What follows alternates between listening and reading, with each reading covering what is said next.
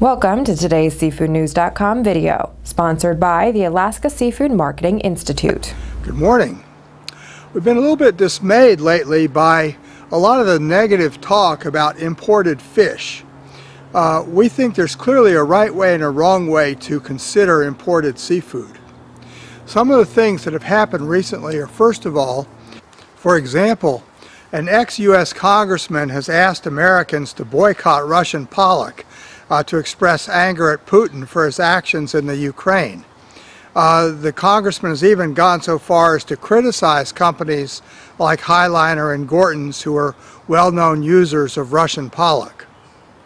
We've also seen author Paul Greenberg on a national media tour talking about why Americans don't eat more U.S. caught fish, with the implication that fish that comes from overseas is somehow substandard or not as good. And finally, we've had the long-running talk from the Gulf of Mexico producers basically savaging imported fish and constantly trying to call into question the quality and cleanliness of imported shrimp or catfish, for example. All of these approaches are wrong in my opinion. First of all, when you think about why we should consume American seafood, I think the proper way to think about it is in terms of supporting the local food movement.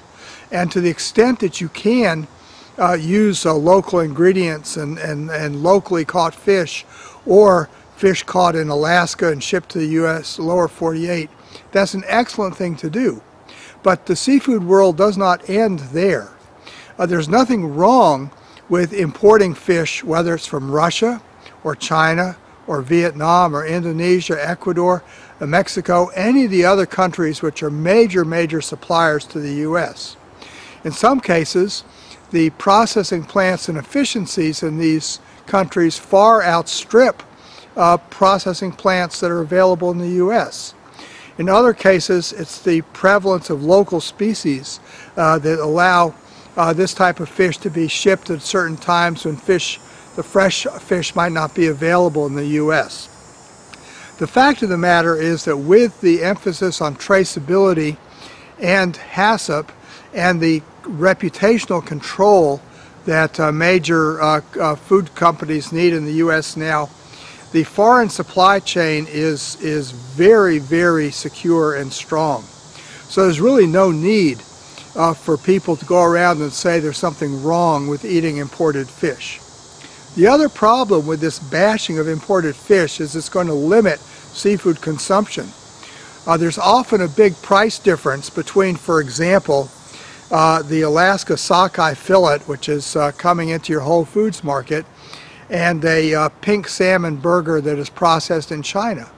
When you say that you don't want to support any imported fish, you're also condemning probably the majority of the American population by saying that they won't be able to afford fish to eat. And that is not a good public health outcome either.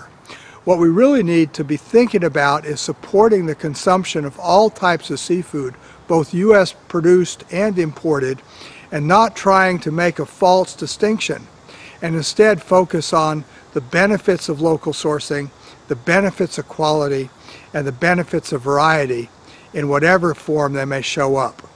In Lexington, Mass., this is John Sackton. Today's SeafoodNews.com video was brought to you by the Alaska Seafood Marketing Institute.